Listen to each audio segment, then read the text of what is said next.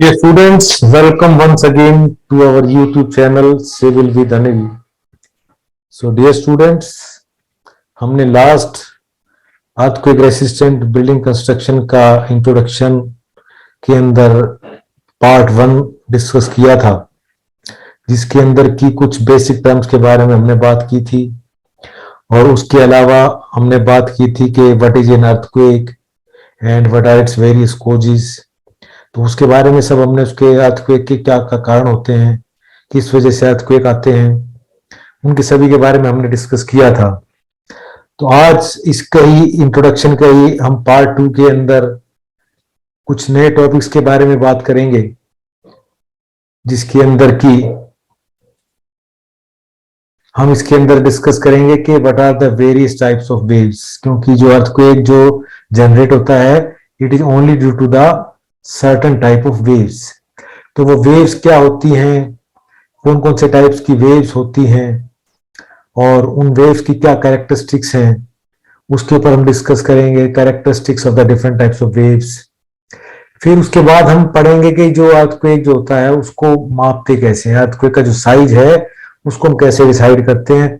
तो वो जो अर्थक्वेक का साइज है उसको हम दो तरीके से मापते हैं, उसका मैग्नीट्यूड और उसकी इंटेंसिटी। तो अर्थक्वेक का मैग्नीट्यूड क्या होता है, उसकी इंटेंसिटी क्या होती है, इसके बारे में हम इस दूसरी वीडियो में डिस्कस करेंगे। तो it is also part of our introduction. तो इंट्रोडक्शन का ये दूसरा पार्ट है, क्योंकि जो हमारा जो इंट्रोडक्शन है यही एक बहुत बड़ा इसके अंदर टॉपिक है अर्थक्वेक के अंदर, जिसको कि मैंने पहले बताया था कि हम 3 वीडियोस में कवर करेंगे। तो पहली वीडियो हम पढ़ चुके हैं, देख चुके हैं। अब ये दूसरी वीडियो है जिसके अंदर की वेव्स और मैग्नीट्यूड के बारे में बात करेंगे, और तीसरी वीडियो के अंदर फिर और डिफरेंट उसको जो हमारा सिस्मोग्राफ और वो डिफरेंट जोन्स उसके बारे में डिस्कस करेंगे। तो सबसे पहले हमारा आज का टॉपिक है what are the various types of waves. तो वेव्स को समझने से पहले हम सबसे पहले ये आपको दिखाया गया है कि जो ये हमारी जो पृथ्वी है ये उसको ये कैसे बनी हुई है, उसके बारे में आपको बताया है। तो जैसे आप देख सकते हैं कि जो हमारी पृथ्वी इट इज राउंड, तो उसके अंदर जो सबसे ऊपर वाला जो पोर्शन होता है उसको हम बोलते हैं क्रस्ट। जो क्रस्ट होता है इसकी थिकनेस लगभग 100 किलोमीटर तक होती है। फिर उसके बाद क्रस्ट के नीचे जो दूसरा पार्ट होता है इसको हम बोलते हैं मेंटल।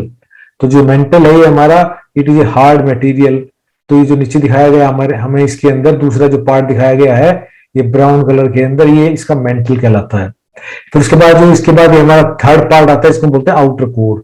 तो ये होता है लिक्विड फॉर्म के अंदर। और फिर उसके बाद सबसे जो अंदर जो पोर्शन होता है इसको बोलते हैं इनर कोर। ये येलो कलर में आपको दिखाया गया, it is again A solid. तो इस तरीके से जो अर्थ का जो हमारा स्ट्रक्चर है ये आपको दिखाया गया है। तो इसके अंदर जो बेसिकली जो अर्थक्वेक्स आते हैं ये हमारे ऊपर वाले पोर्शन में होते हैं, इसको बोलते हैं मेंटल। या इसके अंदर जो उसका जो ऊपर वाला जो पोर्शन है जो कि क्रस्ट से बना हुआ है, क्रस्ट और उसके थोड़ा नीचे जो पोर्शन होता है इसको लिथोस्फीयर भी बोलते हैं। Crust plus the upper mantle, जैसे आपको दिखाया गया है कि जो लिथोस्फीयर है इसके अंदर क्रस्ट आ जाता है हमारा पृथ्वी का जो सबसे ऊपर वाला जो पार्ट है क्रस्ट है, और इसके अंदर some part of the mantle होता है। तो जो हमारी पृथ्वी है जैसे पहले भी आपको बताया गया था कि जो वेरियस रीजन्स के अंदर उसके अंदर जो पृथ्वी हमारी जो अर्थ है it consist of the various plates. बहुत सारी प्लेट्स से मिलकर बनी है, और उन प्लेट्स के अंदर ही जो मूवमेंट होता है उस मूवमेंट की वजह से ही बेसिकली जो अर्थक्वेक आते हैं। तो अर्थक्वेक जो दो तरह के बताए गए हैं आपको, एक नेचुरल अर्थक्वेक और एक आर्टिफिशियल अर्थक्वेक। तो जो पृथ्वी वर्ल्ड के अंदर जो मैक्सिमम जो अर्थक्वेक आते हैं they are due to the natural reasons. और नेचुरल रीजन्स में भी जो हमारी टेक्टोनिक प्लेट्स हैं either they move towards each other और they move away from each other, एक दूसरे के नजदीक आती हैं या एक दूसरे से दूर चली जाती हैं। तो जब एक दूसरे के नजदीक आती हैं उसकी वजह से ही जो मेनली अर्थक्वेक आते हैं। अर्थक्वेक अगर अर्थ प्लेट जो हम अगर एक दूसरे से दूर जाएं तो उसके अंदर जो अर्थक्वेक है वो ज्यादा मैग्नीट्यूड का अर्थक्वेक नहीं आता है, मतलब ज्यादा खतरनाक अर्थक्वेक नहीं आते हैं। मेनली जो मैक्सिमम जो अर्थक्वेक आते हैं वो जब जो प्लेट्स जो हमारे टेक्टोनिक प्लेट्स हैं when they come near to, एक दूसरे के नजदीक आती है। तो जब एक दूसरे के नजदीक आती हैं तो उसके अंदर जब आपस में टकराती हैं तो उसकी वजह से एक बहुत ज्यादा लार्ज अमाउंट के अंदर एनर्जी रिलीज होती है। The waves transmitted in all directions due to the large strain energy release from the focus during an earthquake is known as the seismic waves. तो आपको बताया गया था कि जो जहां से हमारा अर्थक्वेक ओरिजिनेट होता है उस पॉइंट को हम बोलते हैं फोकस। तो जो फोकस से बहुत सारी स्ट्रेन एनर्जी रिलीज होती है, तो उस जो रिलीज एनर्जी की वजह से उसमें दो तरह की वेव्स बनती हैं, जिसको कि हम बोलते हैं body waves and surface waves. तो बॉडी वेव्स का मतलब यह है कि जो हमारी जो पृथ्वी है उसकी बॉडी के अंदर ही जो वेव्स मूव करती हैं उन वेव्स को हम बोलते हैं बॉडी वेव्स। और जो उसके बाद मूव करने के बाद जो वेव्स जो सरफेस पे आ जाती हैं, पृथ्वी की सरफेस पे आती हैं, उन वेव्स को हम सरफेस वेव्स बोलते हैं। तो इनके अंदर जो ये हमारी जो सरफेस वेव्स होती हैं ये ज्यादा खतरनाक होती हैं। इनकी वजह से जो डिस्ट्रक्शन है mainly destruction in surface waves की वजह से ही होता है। तो जैसे आपको बताया गया कि there are two types of seismic waves. जो अर्थक्वेक जो फोकस से चला जो अर्थक्वेक, उसकी वजह से दो तरह की वेव्स बनी, एक बॉडी वेव्स और दूसरी सरफेस वेव्स। तो जो बॉडी वेव्स जो फोकस से जो हमारा पृथ्वी का जो जहां से भी अर्थक्वेक स्टार्ट हुआ है, जहां पर भी फॉल्ट है, जहां पर जो दोनों प्लेट्स हमारी टेक्टोनिक प्लेट्स जहां पर की एक दूसरे से टकराई हैं, वहां से जो वेव्स स्टार्ट होती हैं वो पृथ्वी के चारों डायरेक्शन के अंदर जाती हैं। तो जैसे आपको बताया गया था कि जो फोकस के ऊपर बिल्कुल एक एपिसेंटर होता है, तो वहां पर एपिसेंटर तक पहुंचती हैं जो ये वेव्स, तो उसके अंदर दो तरह की वेव्स बनती हैं, बॉडी वेव्स और सरफेस वेव्स। तो body waves the waves which travels through the earth layer in all directions and are not restricted to any depth is known as body wave. तो ये चारों तरफ चारों दिशाओं में चलती हैं और इसके ऊपर की तरफ भी जाती हैं और नीचे की तरफ भी जाती हैं। तो हमारा जो मेन इंटरेस्ट रहता है ऊपर की तरफ रहता है, तो उधर डिस्टेंस कम है, और नीचे की तरफ डिस्टेंस बहुत ज्यादा है और वहां पर उसका इफेक्ट नहीं होता है। तो इसीलिए जो हमारी बॉडी वेव्स हैं उनको हमने फिर फर्दर दो पार्ट में डिवाइड किया है। एक को बोलते हैं प्राइमरी वेव्स और पी वेव्स, और दूसरी वेव्स को हम बोलते हैं सेकेंडरी वेव्स और एस वेव्स। तो दो तरह की ब्रॉडली तो हमने दो भागों में इसको डिवाइड किया है जो वेव्स बनती हैं, बॉडी वेव्स और सरफेस वेव्स। और जो बॉडी के अंदर भी जो वेव्स मूव कर रही हैं उनको भी फिर हमने फर्दर दो भागों में डिवाइड किया है, इसको बोलते हैं प्राइमरी वेव्स और सेकेंडरी वेव्स। तो पहले हम डिस्कस करेंगे, ये दूसरा आपको बताया गया कि surface waves the waves which travels along the surface of the earth in a circumferential path is known as surface waves और long waves. And these waves do not propagate inside the surface of the earth, क्योंकि जो ये waves हैं ये surface के ऊपर ही चलती हैं, तो इसीलिए इनका नाम हमने सरफेस वेव रखा है। तो सरफेस वेव को भी फिर फर्दर हमने दो भागों में डिवाइड किया। दो तरह की वेव्स होते हैं, Rayleigh waves and Love waves. तो इस तरह से हमारे पास चार तरह की वेव्स हो गई, primary waves and secondary waves जो कि बॉडी के अंदर मूव करती हैं, और Rayleigh waves and Love waves जो कि सरफेस पे मूव करती हैं। तो हम एक एक वेव्स को फर्दर पूरा डिटेल में स्टडी करेंगे कि पी वेव क्या होती है, एस वेव क्या होती है और इनकी क्या क्या कैरेक्टरिस्टिक्स हैं। तो बहुत बार हमें इनका पता होना चाहिए कि जो वेव्स आई हैं, जो वेव्स बन रही हैं, इनकी कैरेक्टरिस्टिक्स क्या है। तो सबसे पहले हम ये आपको दिखाया गया कि जो how these four waves propagate का मतलब है कि आगे कैसे बढ़ती हैं, इनकी मूवमेंट कैसी होती है। तो जैसे आपको दिखाया गया कि जो हमारी प्राइमरी वेव्स हैं, पी वेव्स है, तो वो लॉन्गिट्यूडनल मूव करती है, हॉरिजॉन्टल डायरेक्शन में मूव करती हैं जैसे आपको दिखाया गया है। तो जो हमारी ये सेकेंडरी वेव्स है, एस वेव्स हैं, वो इस तरह से वर्टिकली मूव करती हैं इस तरीके से, और जो ये रैले वेव्स हैं इस तरीके से सर्कमफ्रेंशियल वेव्स के अंदर मूव करती हैं जैसे आपको दिखाया गया है। और जो लास्ट वेव जो लव वेव्स है वो इस तरह से हॉरिजॉन्टल डायरेक्शन में, मतलब ये वर्टिकल जिसको कह सकते हैं कि भाई ये वर्टिकल भी नहीं है, इस तरह से इस डायरेक्शन में मूव करती है जैसे आपको दिखाया गया है। तो जब हम इसको स्टडी करेंगे तो आपको इसके बारे में और अच्छे से समझ में आएगी बात कि भाई ये हम किस तरह की मूवमेंट की बात कर रहे हैं। तो सबसे पहले हम पी वेव्स की बात करते हैं। तो ये प्राइमरी वेव्स कहलाती हैं, बॉडी के अंदर मूव करती हैं, इसीलिए इसको हमने it is a part of the body waves. तो primary waves, the waves in which the material particles, क्योंकि इसके अंदर जो मूवमेंट जो होता है वो पार्टिकल्स के अंदर ही होता है, जो वेव्स उसमें चलती हैं। The waves in which metal particles vibrate in the direction of the propagation of the wave. तो इसके अंदर जो हमारे पार्टिकल्स हैं वो जिस डायरेक्शन में हमारी वेव मूव कर रही है उस डायरेक्शन के अंदर ही ये जो वेव है हमारी आगे चलती है।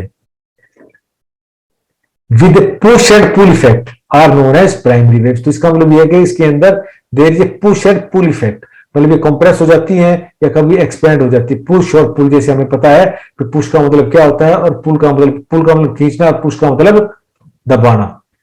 तो जैसे आपको दिखाया गया है कि जो पी वेव्स है हमारी इस तरीके से इस डायरेक्शन के अंदर इन द लॉन्गिट्यूडनल डायरेक्शन इस तरीके से ये हमारी मूव करती है पी वेव्स।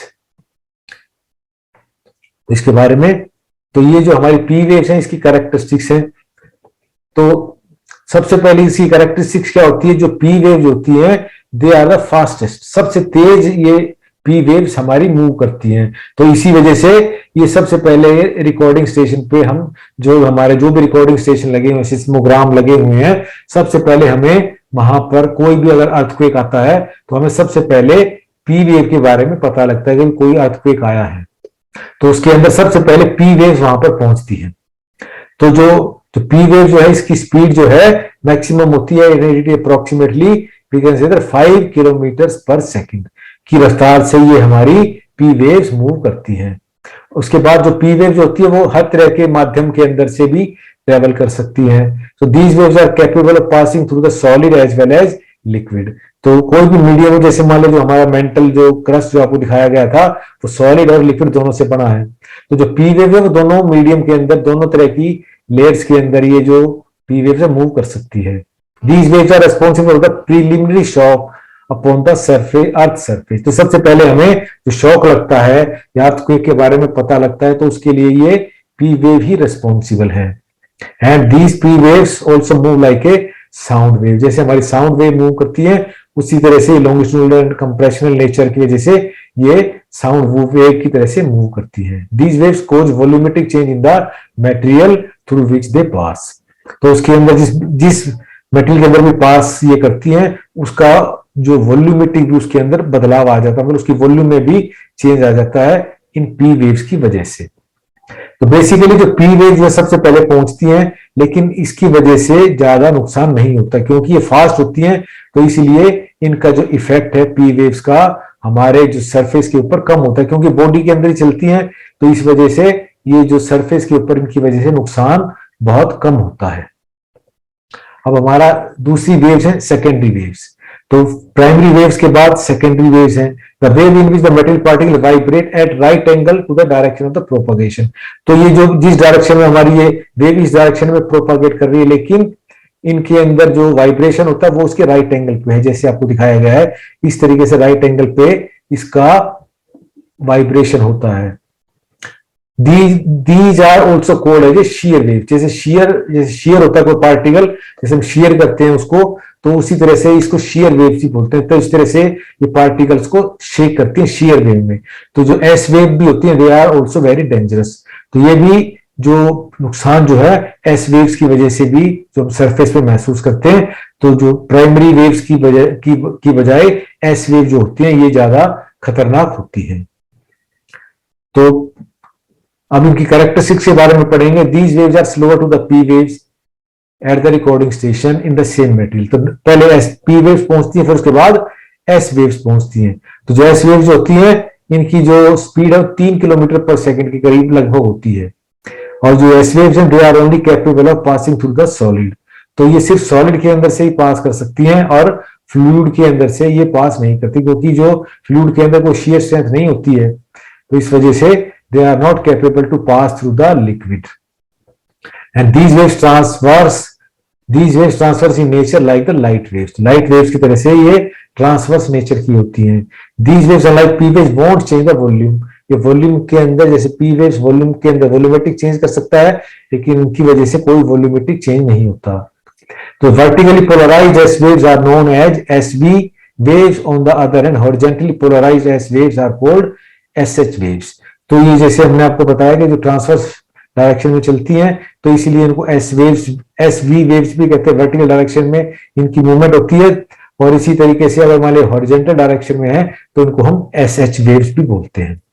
तो मेनली जो हमारी जो कैरेक्टरिस्टिक्स है जो ये एस वेव्स की है, यही है कि भाई इनकी स्पीड कम होती है इसलिए ये दूसरे नंबर पे पहुंचती है, और ये जो है सिर्फ सॉलिड के अंदर से मूव कर सकती हैं और लिक्विड में मूव नहीं करती हैं। और इनका जो नेचर है, they are these waves transverse in the nature like light waves.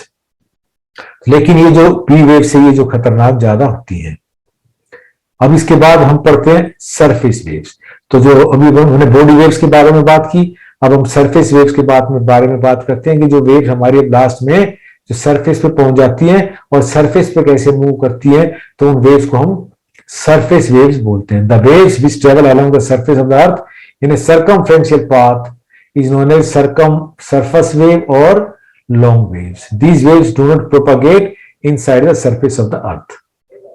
तो इसके बाद अब हम पढ़ेंगे कि कैरेक्टरिस्टिक्स क्या होती हैं। These waves are the slowest to travel, क्योंकि ये सबसे ज्यादा स्लो चलती हैं। तो जो वेव जितनी ज्यादा स्लो चलेगी वो उतना ही ज्यादा नुकसान करेंगी। और दीज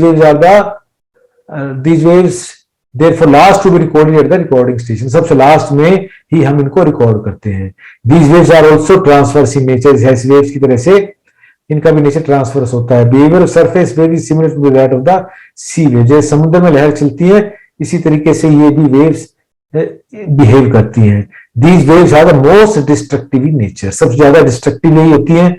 एंड सरफेस वेव्स और long waves are responsible for all the damages on the surface of the earth. तो जितना भी नुकसान होता है पृथ्वी के ऊपर, जो भी बिल्डिंग्स कोलैप्स होती हैं, वो सभी की सभी जो कोलैप्स जो होता है इसका कारण सरफेस वेव्स ही होता है, क्योंकि इनका एम्पलीट्यूड बहुत ज्यादा होता है और ये बहुत स्लो होती हैं, तो इसलिए ये लंबे पीरियड के लिए रहती हैं। तो इसीलिए जो surface waves are the dangerous, most dangerous. तो जैसे आपको दिखाया जाएगा ये सरफेस के ऊपर इस तरीके से मूव करती हैं, तो इनकी जो डायरेक्शन ऑफ प्रोपागेशन जैसे आपको दिखाया गया सर्कमफ्रेंशियल वे में ऐसे मूव करती हैं, और ये इस तरीके से जैसे इस डायरेक्शन में दिखाया गया है, जैसे आपको सबसे पहले फिगर में दिखाया गया था लव वेव जो है इस तरीके से इनडायरेक्ट इस डायरेक्शन के अंदर, जैसे मैं आपको एरोहेड दिख रहा होगा, इस तरह से इसके अंदर मूवमेंट होती है। ये वेव हमारी ऐसे मूव कर रही है और हमारे जो पार्टिकल्स जो है वो इस तरीके से वाइब्रेट करते हैं, जैसे मैं एरोहेड आपको दिखा रहा हूं इस डायरेक्शन के अंदर, मतलब ये हॉरिजॉन्टल डायरेक्शन में ही हो रही है, और लेकिन इनका जो मूवमेंट है इस तरीके से है, जैसे एरो आपको मूव कर रहा दिखाया जा रहा है। वेव हमारी ऐसे ऐसे चल रही है और पार्टिकल्स हमारे ऐसे मूव कर रहे हैं। इसके अंदर रैले वेव के अंदर पार्टिकल इस तरह सर्कमफ्रेंशियल वेव में मूव करते हैं। तो अब हम बात करते हैं रैले वेव्स की। These wave are the first discovered by Lord Rayleigh in 1885। The major axis along the vertical direction and the minor axis in the direction of the wave propagation, thus resulting elliptical particles motion can be described as a combination of P and SV waves। तो P हमारी wave जो horizontal move करती है और SV wave इससे ऐसे move करती है, मतलब वर्टिकल डायरेक्शंस के अंदर ट्रांसवर्स डायरेक्शन में मूवमेंट होती है, तो इसलिए it is a combination of both these two. Rayleigh wave is the part of the surface wave, तो ये सरफेस वेव का एक पार्ट है रेले वेव्स। अब हम बात करते हैं नेक्स्ट की लव वेव्स। तो जो ये लव वेव होती हैं they are the most dangerous one, ये सबसे ज्यादा खतरनाक लव वेव ही होती है जो कि सबसे ज्यादा नुकसान करती है। It is the part of the, तो बेसिकली हम अगर क्लासिफाई करते हैं वेव्स को तो बेसिकली हम तीन तरह से क्लासिफाई करते हैं। पहला प्राइमरी वेव्स, दूसरा secondary waves and the third is surface waves और love waves. So it is the part of the surface waves in which particle motion is in the horizontal plane and vibrates at right angle to the direction of the propagation। तो जो हमारा ये direction of propagation ये है horizontal, तो ये इसके right angle पे इस तरीके से मूव करती है। These waves were first described as AEH love in the year 1911 and are therefore termed as a love waves after his name। तो जो साइंटिस्ट जो थे जिन्होंने इस वेव्स को डिस्कवर किया उनका नाम AEH लव था, तो उनके नाम से ही इस वेव्स का नाम रख दिया गया love waves. The particle motion of love waves can be described as a SH vibrations, इनको एसएच वाइब्रेशंस कहते हैं। जो मूवमेंट होता है इनका हॉरिजॉन्टल डायरेक्शन में होता है और ये शीयर वेव्स की तरह से काम करती है, सेकेंडरी वेव्स की तरह से काम करती है, तो इसीलिए इसको हम एसएच वाइब्रेशंस बोलते हैं। जैसे यहां पर भी बताया गया है, motion in the horizontal plane and vibrates in right angle to the direction of the propagation. तो इस तरीके से ये मूव करती हैं and they are the most destructive one. तो ये कैरेक्टरिस्टिक्स हैं लव वेव्स की। लव वेव्स को the surface motion similar to secondary waves but with no vertical component. में वर्टिकल कंपोनेंट नहीं होता है, हॉरिजॉन्टल मूवमेंट होता है। Love waves motion is from side to side in a horizontal plane roughly parallel to the earth's surface. Love waves travel faster than Rayleigh waves. Love waves do not move through the liquid or air. सिर्फ solid में move करती हैं। Love waves along with the secondary waves causes maximum damage to the structure. तो ये जो love waves है maximum structure को damage करती हैं सेकेंडरी वेव्स के साथ साथ। तो इसलिए जो सबसे खतरनाक हमारी लव वेव्स ही होती हैं। तो ये सभी वेव्स के बारे में पढ़ा हमने। तो अब हमारा नेक्स्ट टॉपिक है भाई, ये जो अर्थक्वेक है इसको हम मापते कैसे हैं। तो हमें पता होना चाहिए अर्थक्वेक को हम कैसे डिफाइन करते हैं, उसका साइज क्या होता है अर्थक्वेक का।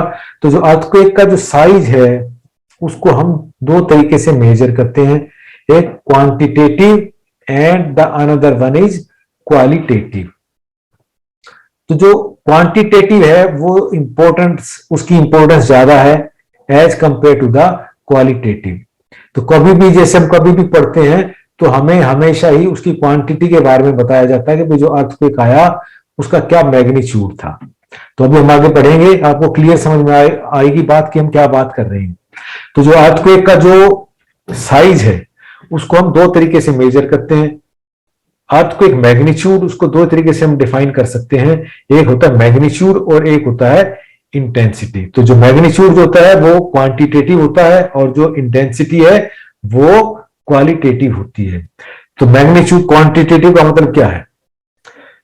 Earthquake magnitude is a quantitative estimate of the earthquake size. It is measures of the amount of energy release during the earthquake. तो इसका मतलब यह है कि कोई भी अर्थक्वेक जब कोई आता है तो उस टाइम पर कितनी एनर्जी रिलीज हुई, वो जो एनर्जी जो होती है वो ही उसके अर्थक्वेक के मैग्नीट्यूड को डिसाइड करती है। तो जो एनर्जी रिलीज होगी वो तो एक ही अमाउंट होगा, तो इसीलिए इसकी जो इंपॉर्टेंस है वो ज्यादा है मैग्नीट्यूड की।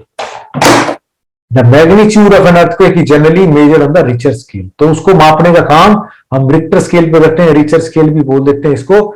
तो जैसे आपने सुना होगा कभी कभी कि भाई जो अर्थक्वेक आया तो उसका जो था एपिसेंटर कहां था, उसका फोकस कहां पर था, पृथ्वी के कितने नीचे था, और उसके अंदर ये बताया जाता है कि रिक्टर स्केल पर उस जो अर्थक्वेक था उसका मैग्नीट्यूड कितना था। मैग्नीट्यूड के बारे में बताते हैं, जैसे हम कहते हैं कि अर्थक्वेक आया वो 6.2 का था या 7 का था।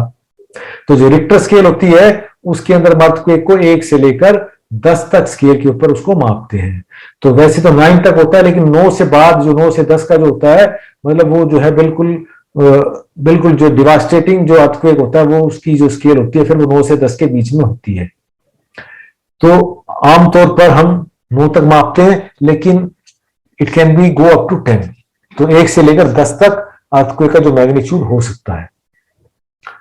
तो जो अर्थक्वेक का जो होता है मैग्नीट्यूड, तो जैसे आपको बताया कि भाई जो कोई भी अर्थक्वेक आएगा तो उसके अंदर जब आपस में जो दो प्लेट टकराएंगी तो उस टाइम पर जो एनर्जी रिलीज होगी वो एनर्जी, उस एनर्जी के हिसाब से ही हम उस अर्थक्वेक का मैग्नीट्यूड डिसाइड करते हैं। तो जैसे आपको बताया गया है कि भाई जो अगर हम अर्थक्वेक की एनर्जी कैलकुलेट करें कितनी एनर्जी इसके अंदर रिलीज हुई तो वो इस फार्मूले से हम कैलकुलेट कर सकते हैं। log 10e is equal to 11.4 plus 1.5 m, where m is the magnitude of the earthquake।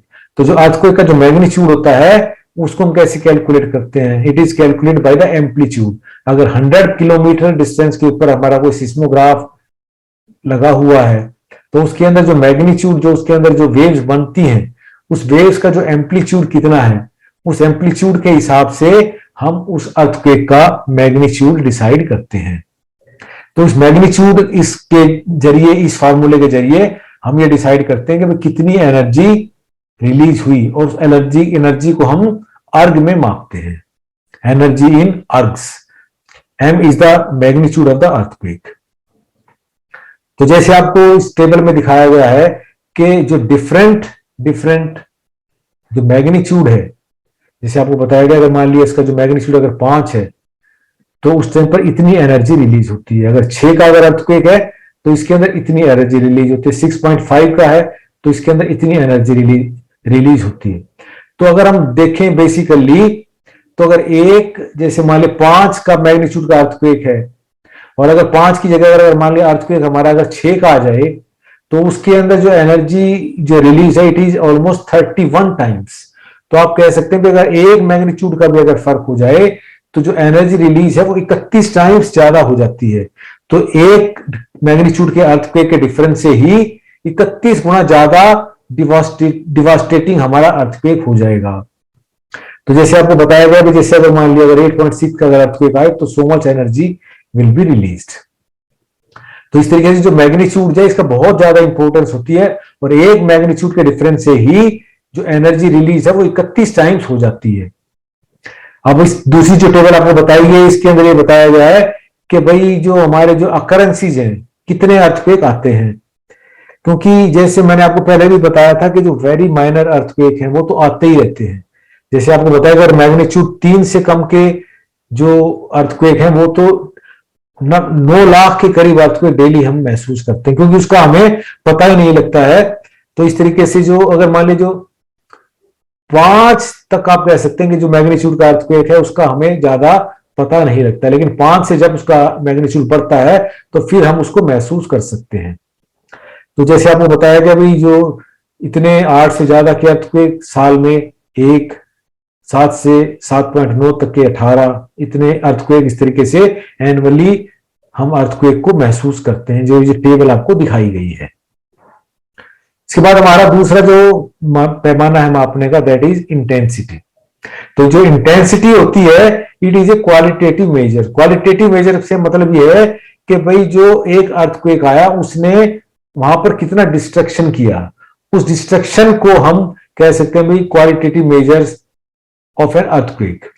Intensity of an earthquake may be defined as the qualitative measures of actual vibration set up on the earth's surface due to a seismic shock.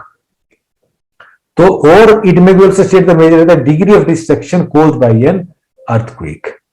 तो एक earthquake ने कितना destruction किया, उससे हम उस earthquake की intensity को मापते हैं। तो जो कोई भी earthquake है उसकी जो इंटेंसिटी होगी, it will depend on the distance from the epicentre.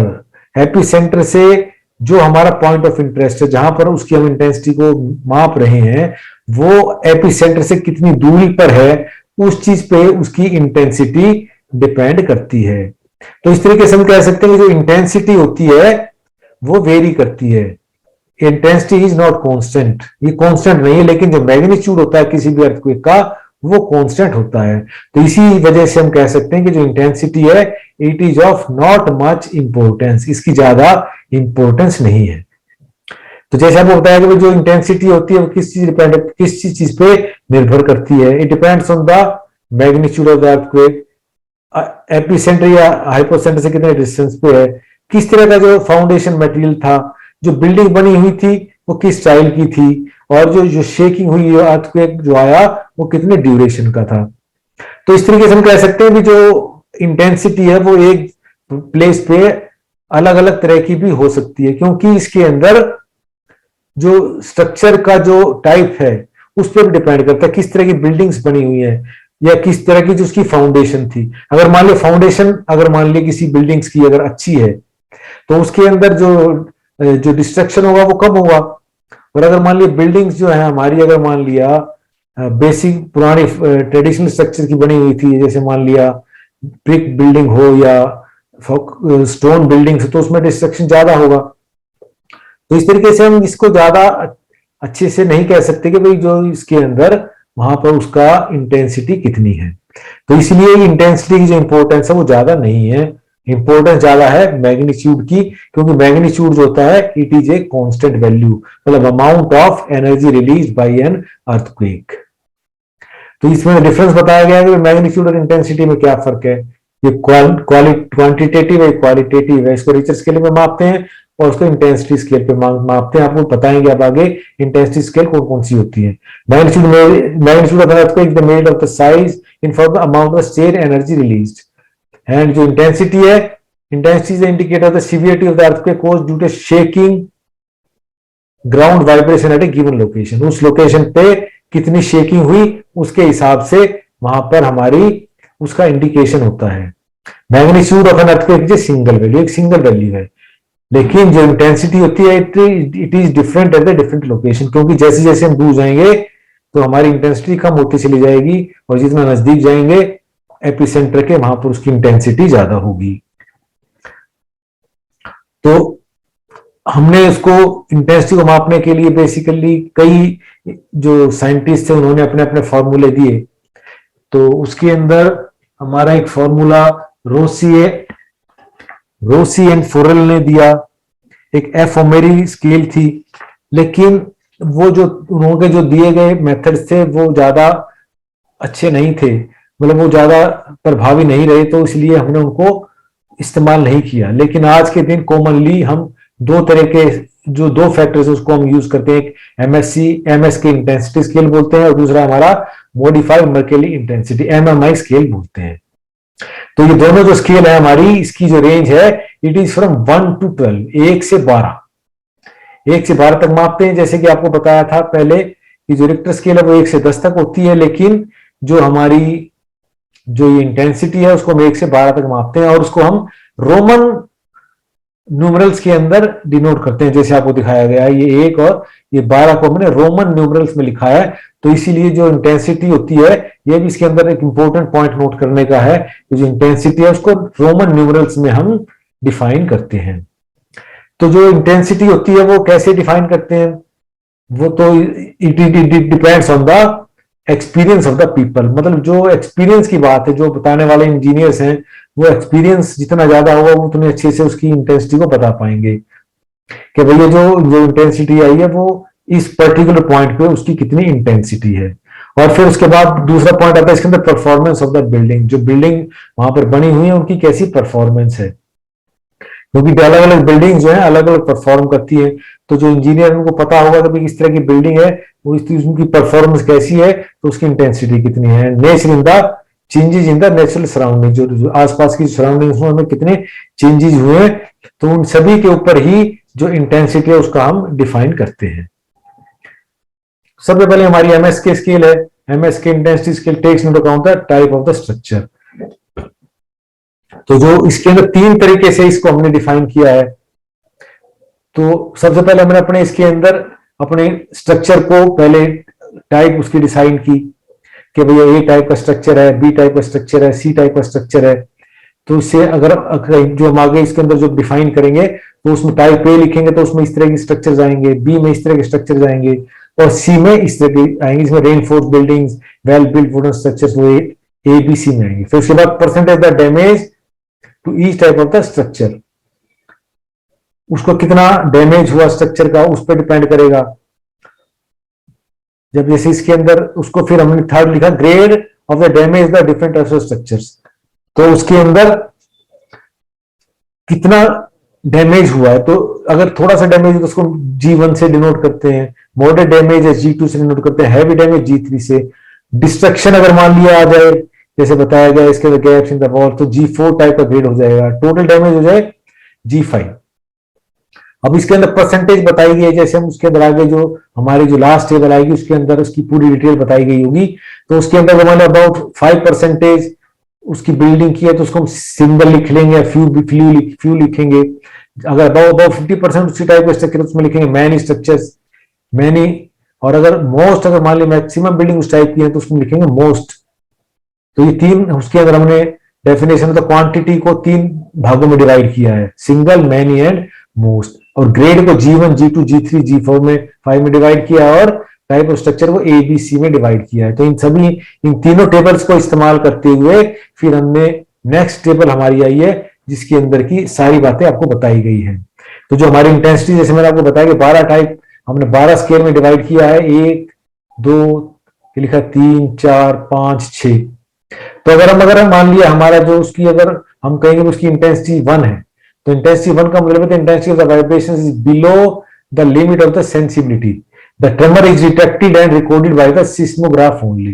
तो जैसे मैंने आपको पहले भी बताया था कि भाई जो जैसे जो रिक्टर स्केल पे भी अप टू, अगर मान लिया उसकी जो वाइब्रेशन 3 से कम होती है रिक्टर स्केल पे, तो उसका मतलब ये है कि वो उसको हम महसूस नहीं करते हैं, वो सिर्फ इंस्ट्रूमेंट से उनको पढ़ पाते हैं, तो सिस्मोग्राफी उसको नोट करते हैं। तो जो 2 के अंदर scarcely noticeable, very slight, 3 weak and partially observe only, अगर उसकी इंटेंसिटी 3 है, तो 4 इंटेंसिटी मतलब लार्जली ऑब्जर्व, ज्यादा महसूस होता है। 5 का मतलब अवेकनिंग, मतलब उसको हमें जगा सकता है, वो बता सकता है, भी हमें पता लग सकता है अर्थक्वेक आया है। 6 जो है फ्राइटनिंग होता है, अगर उसकी इंटेंसिटी 6 हो तो डर लगता है उसके अंदर। फिर उसके बाद 7 के अंदर अगर उसकी इंटेंसिटी 7 है तो डैमेज टू द बिल्डिंग होता है, जैसे लिखा है many people are frightened and run outdoors, most of them find it difficult to stand, the vibration is noticed by the persons driving motor cars, large bell rings in many buildings type C। तो जैसे आपको बताया था कि भाई हमारी जो buildings होती हैं उसके अंदर in many buildings damage the grade 1 is cost, grade 1 type का उसके अंदर नुकसान होता है।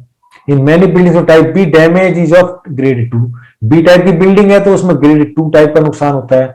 मोस्ट बिल्डिंग्स ऑफ टाइप पे सफर डैमेज ऑफ द ग्रेड 3, जो ए टाइप की बिल्डिंग्स हैं उनमें ग्रेड 3 का नुकसान होता है, एंड फ्यू ऑफ ग्रेड 4, और जो कुछ बिल्डिंग्स में ग्रेड 4 का नुकसान होता है। तो इस तरीके से जो हमारा जो ये इंटेंसिटी है 7 8 9, अब आगे हम पढ़ेंगे 10 11 12 रोमन न्यूमरल्स में लिखे हुए हैं। तो जैसे अगर मान लो 12 का अगर जो इंटेंसिटी है, मैक्सिमम इंटेंसिटी 12 है, तो उसमें क्या होता है, practically all structures above and below the ground are greatly damage और डिस्ट्रॉयड। अगर उसकी इंटेंसिटी अगर हम 12 अगर डिफाइन कर रहे हैं तो बिल्कुल जो हमारा जो स्ट्रक्चर है वो डैमेज और डिस्ट्रॉय हो जाता है। The surface of ground is radically changed, big ground cracks with intensive vertical and horizontal movements are observed। तो जैसे जैसे हमारा जो इंटेंसिटी बढ़ती चली जाती है, डैमेज बढ़ता चला जाता है। तो इस तरह से इसके अंदर जो हमारा एमएस के स्केल है, इस तरीके से हम इसके अंदर उसको डिफाइन कर सकते हैं। अब हमारा जो लास्ट है that is MMI intensity scale. तो इसके अंदर एमएमआई के अंदर भी 1 से 12 तक का जो हमारा स्केल दिखाया गया है, ये 12 तक स्केल दिखाया गया है, और इसको हम मैग्नीट्यूड के बारे में भी अगर हम बात करते हैं तो जैसे उसके अंदर उसके सामने मैग्नीट्यूड भी लिखा गया है कि भाई अगर मान लिया हमारे जो इंटेंसिटी 2 है तो उस टाइम पर मैग्नीट्यूड कितना होगा। जैसे मान लिया यहाँ पर दिखाया गया मैग्नीट्यूड 5, तो यहाँ पर जो इंटेंसिटी है वो 7 के करीब होती है। अगर मैग्नीट्यूड 7 है तो उसकी जो इंटेंसिटी है 10 के करीब होती है। मैग्नीट्यूड अगर हमारा 8 है, 8 से ज्यादा का अगर अर्थक्वेक आता है तो उसकी जो इंटेंसिटी होगी दैट विल बी अराउंड 12। तो सारी बातें आपको इसके अंदर बताई गई हैं स्केल के बारे में, एमएमआई और एमएस के स्केल। तो डियर फ्रेंड्स, आई होप कि आपको ये आज का जो ये लेक्चर बताया गया है, समझाया गया है, सारी बातें आपको बताई हैं, टाइप ऑफ वेव्स और उसको कैसे मेजर करते हैं, आपको मेरे ख्याल से अच्छे से समझ में आया होगा। तो आई होप कि इसको आप वीडियो को ज़्यादा से ज़्यादा लाइक करें, शेयर करें, और मैं आपसे रिक्वेस्ट करता हूं कि आप इस चैनल को ज़्यादा से ज़्यादा सब्सक्राइब करें और बेल आइकन को दबाएं ताकि जब भी हमारी नई वीडियो आए तो आपको सबसे पहले उसका नोटिफिकेशन मिले। तो मैं आपका धन्यवाद करता हूं, थैंक करता हूं कि आपने इसको इतने ध्यान से सुना, लास्ट तक देखा। Thank you very much.